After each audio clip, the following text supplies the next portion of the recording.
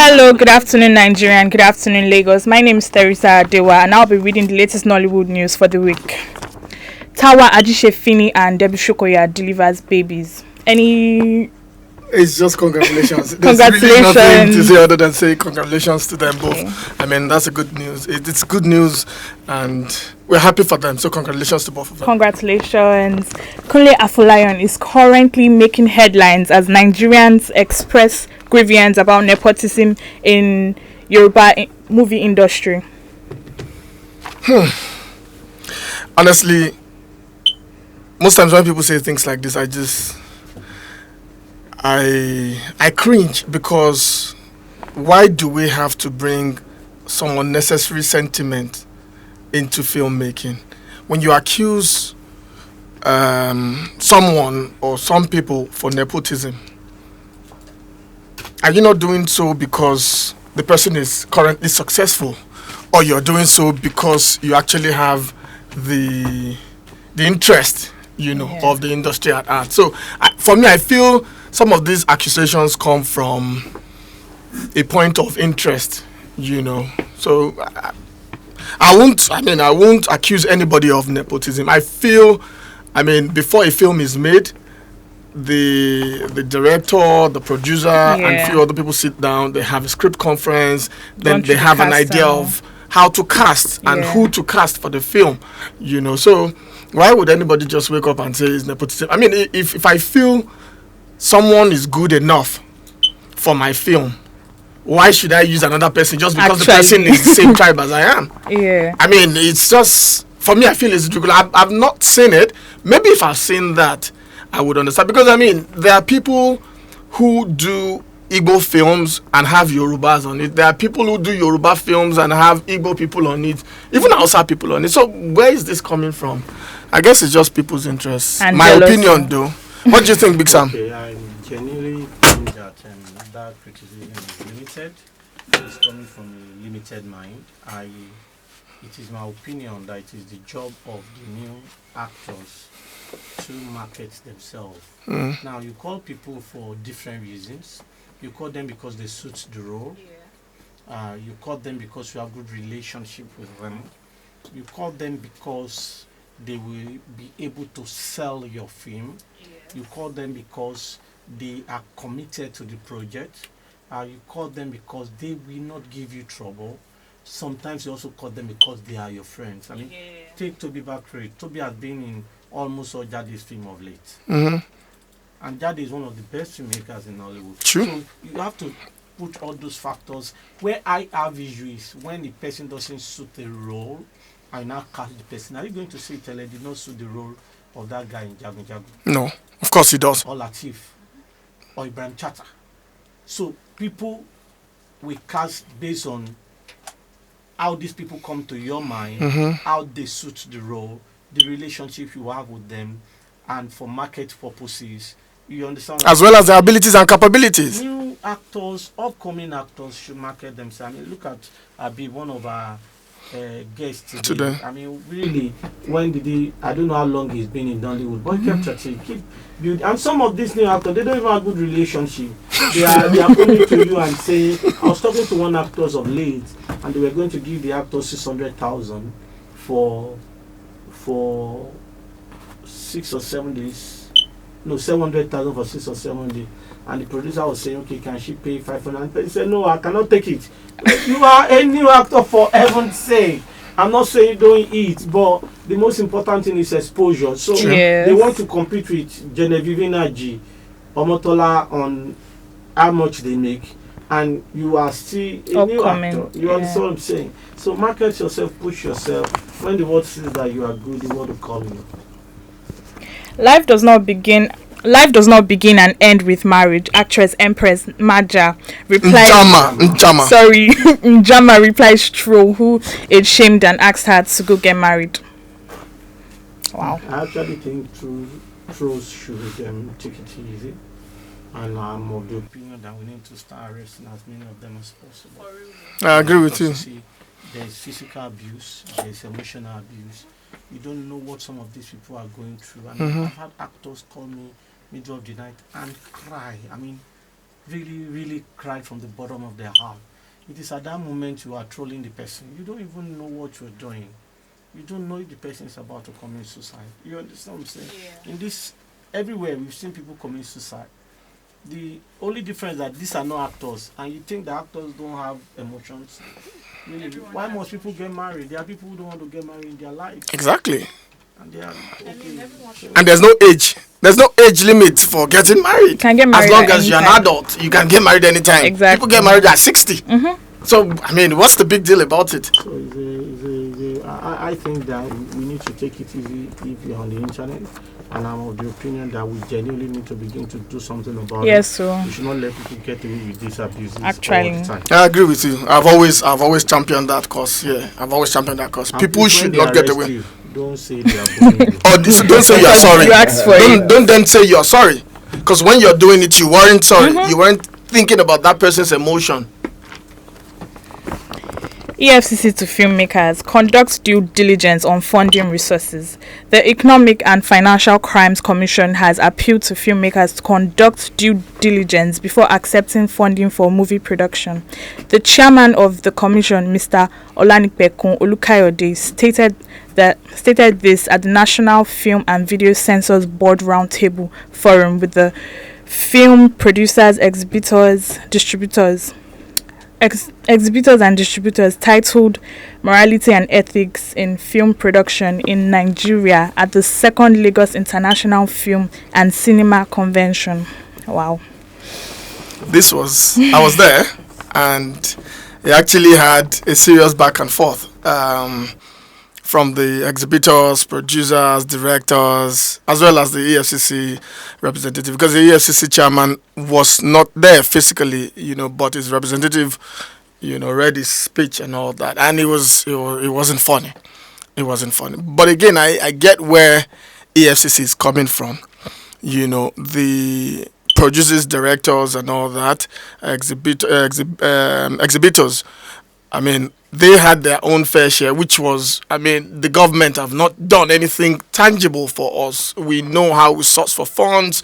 We go, some of us sell our houses, some of us do what we have to do to ensure that we get funding, for these films. And we make this film, and you're telling us that we should do due diligence, and all that. And the EFCC also have their own take, which is, we are not saying you shouldn't get funding. We are not saying you shouldn't crowdfund and all that, but you should do a bit of due diligence to find out who is sponsoring or is funding your film. Because people, fund films or fund the entertainment industry, maybe music, through illegal fund, drug proceeds, fraud proceeds,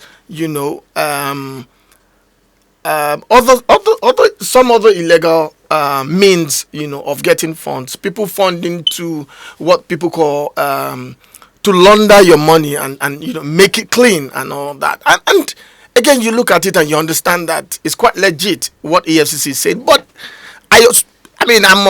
I'm of both sides. I totally understand where EFCC is coming from. They are trying to get rid of corruption, get rid of fraudulent activities and all that in the country, which seem to be, creeping into our dear entertainment industry. But at the same time, the directors also, the exhibitors also have a point. You are not even supporting us in the first place. Actually. Now we are sourcing for funds. You don't even know how we get this funds. You're not telling me that maybe my brother or my uncle's friend or somebody who has decided to fund one of my film, a project I've been begging around. I couldn't get maybe BOI funding, I couldn't get bank funding, and this person is willing to give me that fund to do that. You're saying I should do due diligence. What diligence? I'm just going to collect the money and go ahead and do my film. So I understand where they both are, and I think it's a great discourse, and I think it should be a continued conversation. I'd actually like to hear from Big Sam, who is a filmmaker, and I know he also has to go through funding of films and all that. He's expressed it a couple of times. So, to be honest, is the most moralistic thing to do. But in reality, you need money. I've said it in several public places. I've done a film where I have about 270 million on those films. And the shocking part is that I'm yet to finish those films at 270 million. And my friends have contributed like 20 million. They contributed like 20 million to that 270 million. I sold 2 cars, I sold a land, and got money from my other businesses. If I don't do this film, I'm a big boy in Lagos. So now I have extra 60, 70 million to finish the film. Wow.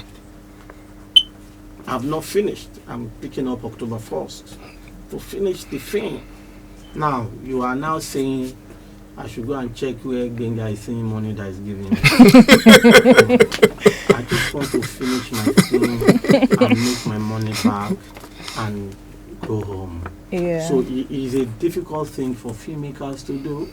I genuinely think that it is the job of EFCC to stop circulation of illegal funds. Actually. Oh, do you know that by law there is a certain law that you can't check the account of law firm?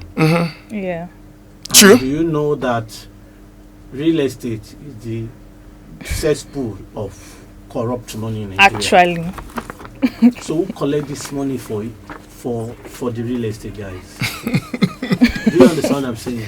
So in my opinion, stop it at the source before it gets to my table. Most likely if it gets to my table, I'm going to camera roll and action. Then check it out from there. Okay. Tears flow as movie producer Sharon Okpame dies during childbirth. No woman deserves this. It's a sad one. I mean, Very as we sad always one. say, it's a sad one. I mean, nobody. I mean, aside from childbirth, dying during childbirth, it's not even a thing of joy. You know, losing someone either close to you or someone who's done well for themselves. You know, let alone during childbirth. It can actually be. It's very painful. I mean, it's painful. I can imagine what the families are going through, what our partner or husband, you know, is going through, and I mean the fact that we don't even know if the child came to life or not. You know, it can be very, very painful. It can be very painful. It's such a sad one. I sometimes when I hear these things happen to people in the I know that it happens to people outside the industry, other people in different sectors, you know, but it's painful when we lose some of our brightest hands, or some of our brightest stars, or some of our veterans who's done well, you know, but we want to see them more and more, you know. It's a sad one. It's actually a sad one. I can only pray that God console the family. Amen. Not every movie is cinema worthy, says Nollywood actor Kunle Remy. To be honest, yes. It's very right. It's very right.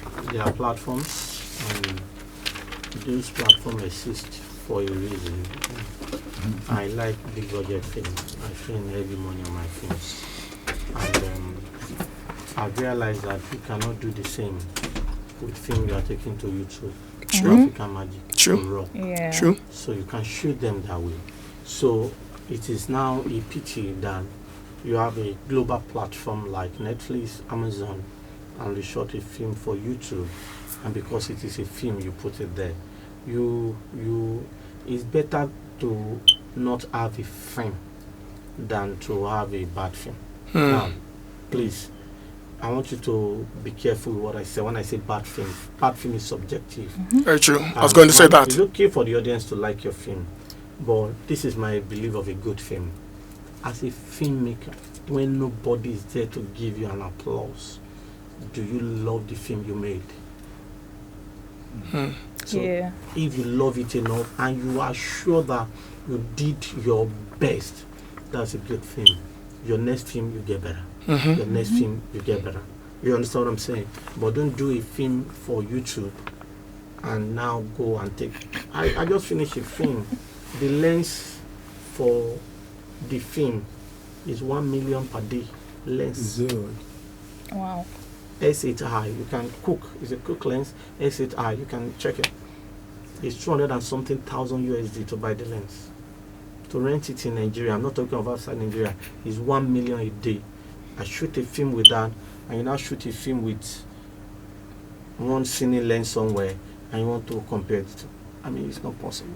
That's why musical videos are better than our films. You see the level of that investment. So when you invest for YouTube, let the film remain on YouTube. And I'm not, look, all these Bimbo Ademoye of this world, or Money Oboli, nobody is shooting YouTube film with 5 million anymore. Nobody. So they've also stepped up the game. True. So even whether it's the platform is base, these guys still step up the game. So what I mean by a YouTube platform, I'm not saying that because it's YouTube, you bring down the standard. No, that's not what I'm saying. Just make a good film, but know the category and push it there to the best of your knowledge. All this Bimbo, all this Jordan Steven, a lot of these people, we knew where they blew from. And look at them, they are playing on global stage. And I know films where they've paid Bimbo 10 million. And the same Bimbo was earning 400,000, 300,000 somewhere before. So even if it is the platform is base, just put an arm on one leg there and just make sure that is your best. I think I would agree with you. But again, I mean, you look at what would make people make a film basically made for probably YouTube, and it's been put on a Prime or a streaming platform. Again, you would understand, I mean, the filmmaker, you are one, you want to maximize every opportunity, merchandising and everything that you can from your film. So there are times you just cannot blame some people who do that. They're trying to maximize the profit that they can. I'm not endorsing you shoot a film for a particular small, with a small but not necessarily small budget. Just shoot a film, and I'm not saying, I'm not endorsing it. I'm just saying, I just feel. Let me interrupt you for a moment. I did a film years ago called 7.5 Dates. I think that was my first fully owned film. I just came out of film school. And like 5 years ago, I spent over 11 million making that film. I mean, the man they call Cinema Official now is one of the top DOPs. Was the second unit DOP, not even the first as of that year. Now, 2 years ago, did I say 2 years ago? Last year or so, a platform bought that same film again. After it has gone on Netflix, it's still on Netflix. After it has gone to cinema, a platform bought that film again for $27,000. Now, where am I going? If you invest well in a film, it's forever. Almost forever. If you keep making profit out of it. If I subtitle my film in French, I go to a French country, a French-speaking country, I exhibit the film again. Now, Binga, where I have issues is this. The rushes of 7.5 Dates, I can re-edit them today based on the quality of what I used to make the film that year. I was not even the director, so I'm not happy myself. George Jordan Steven, the director of the film that year for me. Now, where I'm going is this. If you make a film, and you know that if you get to this platform, it's going to look like, pardon my language, rubbish film in comparison to other things. Even if the platform looks okay. I made a film with DME, Okola, Ivan Jagede, Ufoma Magdemont, Jide Kusoko, Lativa Dimeji, Bimbo, Thomas, Nkechi Blessing, Lizzie J. I mean, like 4 years ago, I printed in cinema materials. I saw the film again. Said, if I've taken DRF to cinema, I've taken the first Ghost and the Tower, I own 50% of it. I've taken Ghost and the Tower to cinema. I've taken 7.5 Dates to cinema. This is not a film I should say. We have printed in cinema materials for all cinemas in Nigeria. I pulled the film. You can check the film. Honeymoon Palava is a good film. I did. The man who shot Wedding Party, who was shooting for Toyina, who shot Jagun Jagun, who shot Ageshin Collin, who shot 7 Doors for Femi, and he's going to shoot next film for Femi Adebayo. Shot the film. But I saw the film. It did not meet the standard of the first 3 films that I've taken to cinema. I pulled it despite the fact I've not released the film today. But my point is, don't go and rubbish yourself because of profit. If you invest well in a film, how much do you think Latif invested in Lishabi? About 400 million. And I'm talking from a place of knowledge. So how much do you think that this Bosch Lishabi? Latif is swimming. When you see Latif, please bill him. Okay then. Yeah. I get the point. So the point is, make a good film that is presentable and will live long, rather than just make a wishy-washy film just because you want to maximize. Understandably. So if you now make a wishy-washy film, please put it in a wishy-washy platform. You get what I mean? I do. That's why I said it's based on your own judgment. Just don't lie to yourself. I get. Thank you very much. Thank you.